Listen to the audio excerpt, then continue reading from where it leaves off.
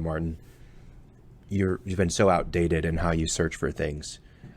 You go to google.com and you search for things. But I introduced ChatGPT to you a couple weeks ago, at least. How has that changed your search habits? Well, why don't you tell people what that is first? Well, I'll let you describe it. It's always better to hear it in simpler forms. I'm pretty cutting edge, man. It's a artificial intelligence. I don't want to call it a search engine, but it's a way to tap into artificial intelligence. And you go to the site and you phrase a question or make a statement or ask for an outline of something, and it searches. I was surprised to find it actually only searches a database that goes through 2020. It 21. doesn't actually 21. Okay, So it doesn't. And it's actually being updated. Like it adds like a couple months every week or something like that. Oh yeah, so it's catching up. And it's given me some answers that I said you're not right, and I put thumbs down, and they say, well, what should it have said? And then I tell them. So it reminds me, my father was. He wasn't arrogant, but some people might think so. But we always had a dictionary, a well-thumbed dictionary, which I realized I used every day. I've got one at my house until Google came out, and I realized I hadn't touched it. But anyway, he'd look at a definition in the dictionary, cross it out, and write one in. That is not correct. So anyway, I'm doing the same thing in Chat AI. I'll just give you an example of a question. My wife has a speech language pathology clinic. Listeners probably know that, and they're as scarce as hen teeth. They're hard to come by.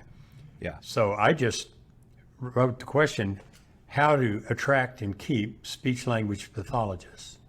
That's not a very pointed question, and it gave me about 4 paragraphs. Point 1, point 2, what they like, what they want, what they're looking for, and it was had I refined my question more and more and more, I'd get better and better answers. But I also have had some math questions that I won't dive into. Let's do one live. Let's do one live. Give me a question. No, you give me the question. I'll do it. The questions are hard. Okay. How to run a podcast. Okay, so I'm going to type that in. How to keep people engaged in a podcast. How to keep contractors listeners engaged to your podcast episodes. Right. Let's see what it says. So I'm searching this just as if I was on Google, but I'm going to chat.openai.com. Link will be in the show notes. You can create a free account, and you're basically chatting with artificial intelligence. This artificial intelligence has basically a huge database of every single thing that's on the internet and has studied it and learned it so that it understands what's on the internet I think it's up to December 2021. So it's a couple years or a little over a year behind. So I'm going to say how to keep listeners engaged to your podcast episodes. And it has told me. And it's typing as you're watching it. Yeah, it types it out as you're going. Yeah. There are several ways to keep listeners engaged in your podcast episodes. 1, start strong. Begin your episode with an engaging introduction that hooks your listeners and makes them want to keep listening. 2, tell a compelling story. Use storytelling techniques like Martin likes to keep your listeners interested in the content of your episode. Number 3, keep it focused. Stay on topic, avoid rambling. We do a terrible job of that. Oops. As this can cause listeners to lose interest. If you're still with us, thank you. 4, vary your delivery, different tones, pacing, inflection to keep your listeners engaged and to keep things interesting. Number 5, interact with your listeners. We try to do that, but it's really hard to keep our listeners interacting with us by asking them questions and requesting their feedback. Number 6, edit and produce the episode professionally. 7, end with a call to action. So anyways, those are pretty good answers. I know what our call to action is going to be, and I'll tell you at the end. Oh, wow. Did you just hook people?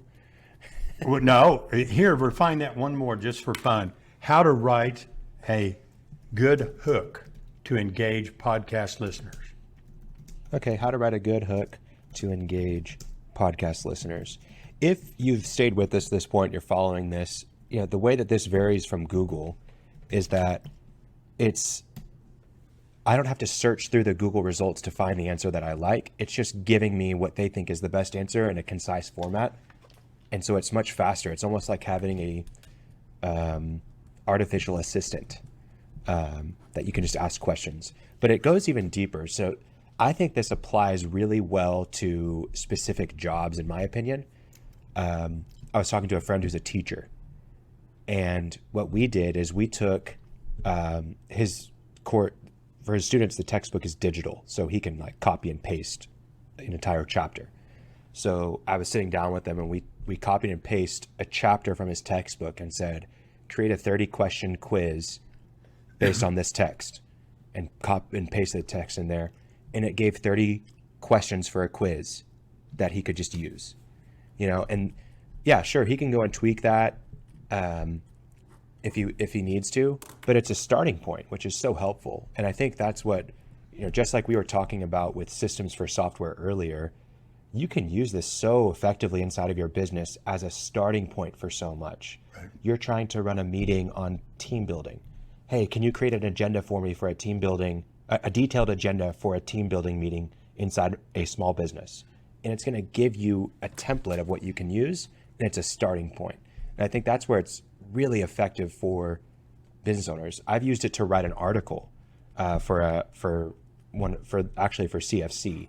If you ever go to our website, you'll start to see more articles inside of our episodes. And it's actually really effective. So you can actually send a YouTube video, summarize this YouTube video for me, or write an article based on this YouTube video. Let's do this. You write an article, you get OpenAI to write an article for you. And being ethically pure, you need to cite that. Okay? That's a question I had. So I went to OpenAI and said, how do I cite an article written by OpenAI? And it told me. What did it say? It gives you it says based on resource search done on OpenAI, and it gives a link. And so, it's not me trying to say, oh yeah, I wrote that. By the way, just, we're talking about giving you a general idea and what's different than Google. You can type in those things and then sort through, like you said, or it selects. But I'm not a coder, but it will do this. How do I write a code?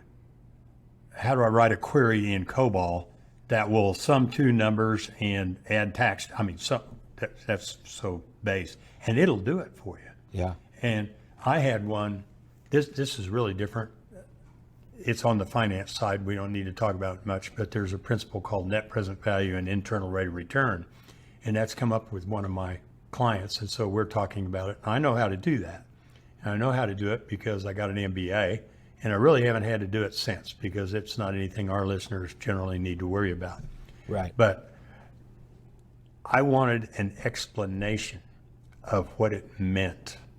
Okay. And I wrote a query that said, if I have this internal rate of return, does it mean I got this plus this plus this? And it gave me an answer and corrected with subtleties some of the things that you can't do that on Google, I don't think. You can go to Google and say, what's a net present value? And it'll tell you the definition of that. Or you can ask, what's the internal rate of return? And it will give you a definition. It will not explain the subtleties. Yeah. And I asked it to explain the subtleties, and it did. So I use OpenAI, which also for some reason is ChatGPT. Takes you to the same place. I think that's the database. Chat.OpenAI. Yeah. Well, I don't even think you have to do the OpenAI. ChatDDP.com takes you to the same place. Right. But anyway, I use that more than I use Google now, since you showed that to me, which is how we started this, because you changed my. That makes me kind of cutting edge, right?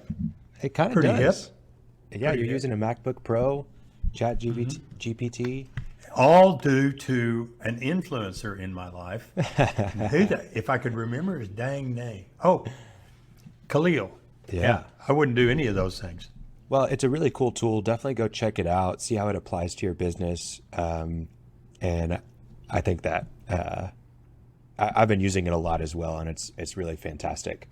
And I think it's only going to get better and better. And I think AI is going to become I think 2023 is going to be the year that we really start to see AI in our everyday work lives a little bit more, and then even in our everyday lives.